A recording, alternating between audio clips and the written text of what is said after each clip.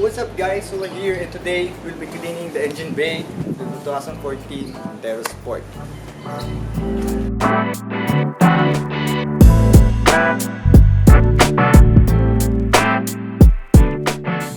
So what do you need for engine bay cleaning? So first is your spray bottle, followed by your favorite detailing spray or dressing, then some spout cleaners or bottle cleaners, then brush, followed by some rags, then also microfiber towels for drying and detailing, and you cannot forget about your favorite degreaser. On this video I'll be using just a dishwashing liquid. It's very effective, and also not included on the video is your vacuum or blower, whatever, compressed air. So that's for removing water that's settled on your engine bay. Okay, let's start. So just to show off guys, so if you have checked my Innova drag race video, so this Innova, I engine bay cleaned it before we shoot the actual race. So there, so this is the end product of this video. It's been already like almost a month or more than a month already, and it still looks clean. So there's just a bit of dust, but yeah, it still looks black. All good. So that will be the end product of this video, and hope that you'll be able to do it as well. So there, even the hose and the plastic radiator still looks clean. So yeah. So first things first, disconnect your battery. So let's remove that.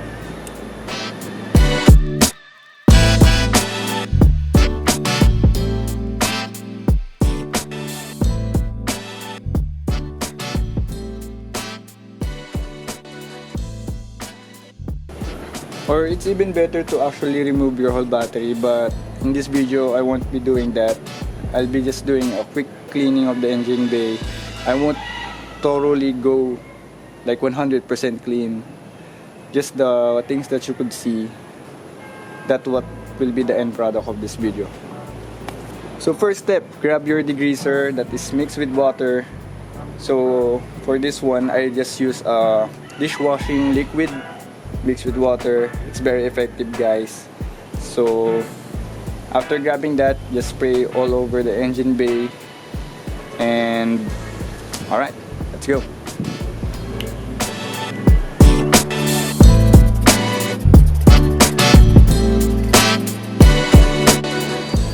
Okay, so before I forget, if your air intake is exposed like this one, so make sure that to cover that with something like a plastic or whatsoever, like towels, so that water won't get in there and get stuck inside.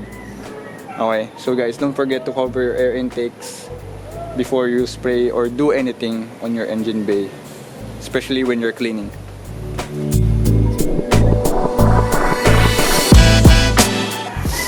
One more thing, make sure that everything's closed, like the oil cap, your power steering fluid, your coolant reservoir, your air box, and your oil dipstick, your brake fluid or brake booster. Make sure that all of those are closed before you spray. So yeah, before I sprayed, I checked those everything. So guys, do not forget that as well.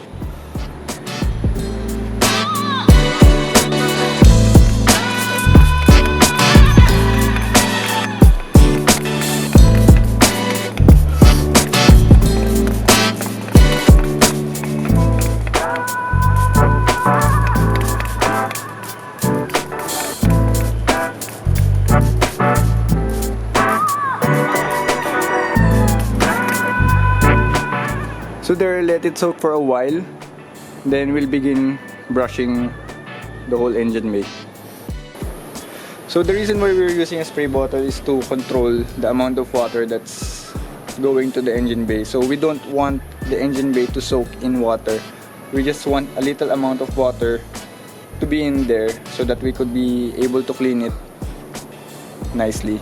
So yeah, that's why we're using spray bottle, just to avoid too much water in the engine bay. So after letting it soak, we'll start using our brushes, and we'll brush those tight corners or tight areas, hard to reach areas, like for example this area right here, or under this oil cap, and as well as the electrical covers or electrical wiring covers. So yeah, let's begin brushing those grease away.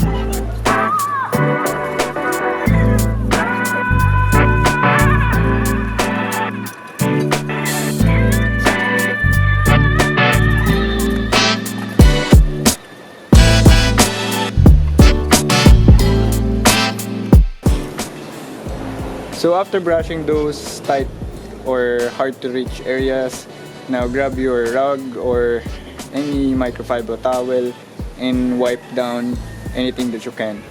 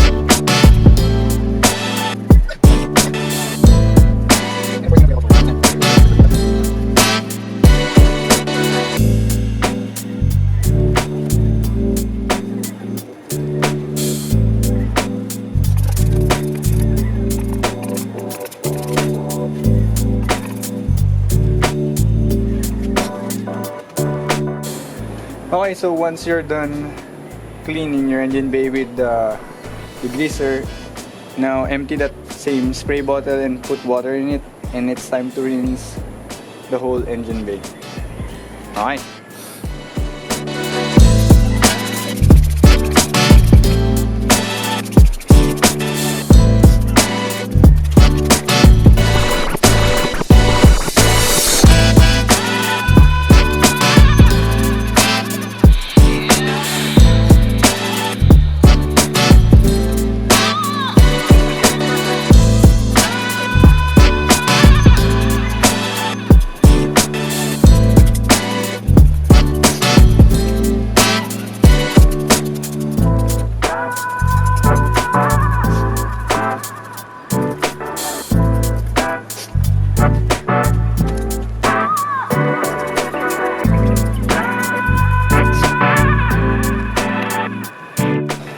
Now after spraying it all over with water, grab your microfiber towel and let's start the cleaning, or rather drying.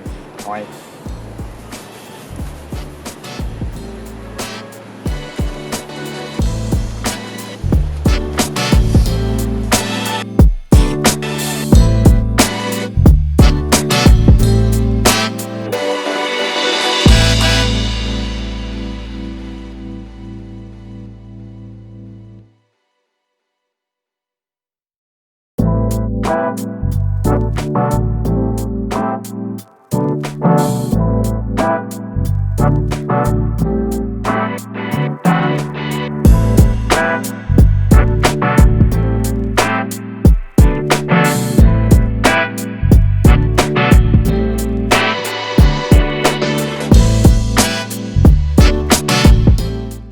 After wiping it, grab your vacuum or blower or any compressed air and just blow over the whole engine bay to remove some water that settled there, especially on the injectors, because this one is diesel, so it doesn't have the spark plugs.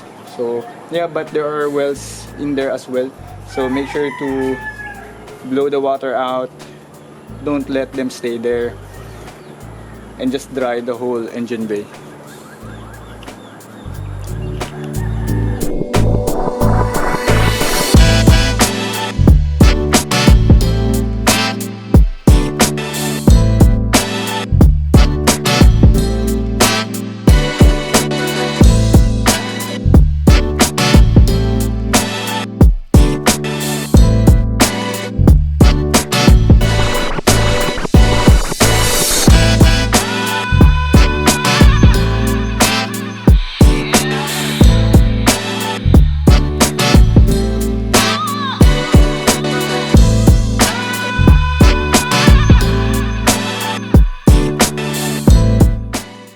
Now, once you have vacuumed or blowed everything out or dry, grab your favorite detailer or dressing, whatever, and your microfiber cloth.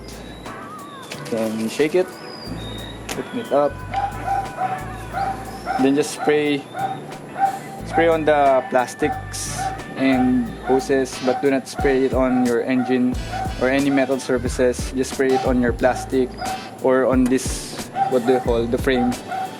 Just don't spray it on the engine itself or other components, just the plastic, hoses, and those water tanks or coolant reservoir and the actual frame. Do not spray it on the engine, okay?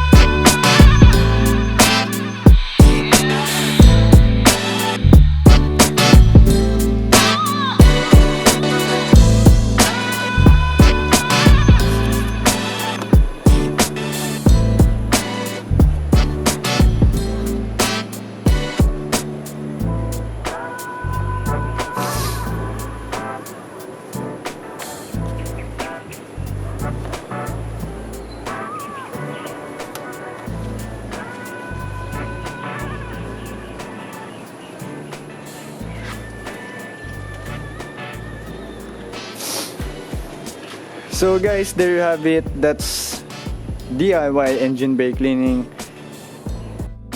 And also do not forget to put back your battery.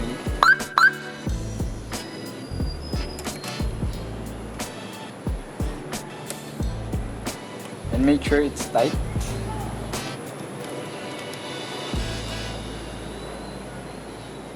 There, 10 millimeter.